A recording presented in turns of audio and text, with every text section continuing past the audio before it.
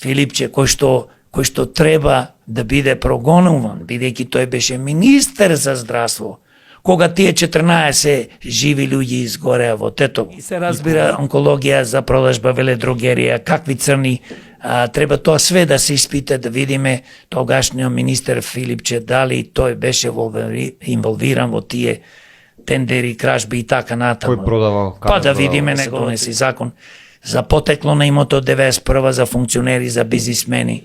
Треба да се донеси закон да се расчисти еднаш за секојаш со приватизација на државниот имот, поточно на имотот на народот.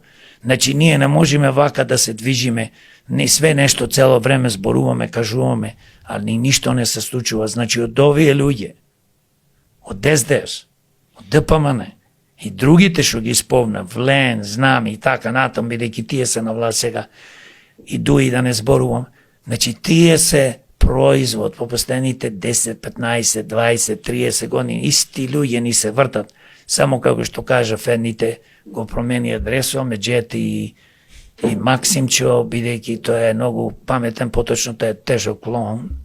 И тоа е, и цело време манипулација. Не дојдоа во Македонија чести луѓе, бидејќи не може да дојдат, знаете зашто? Затоа што ние, граѓаните, гласачите, сме криви за тоа.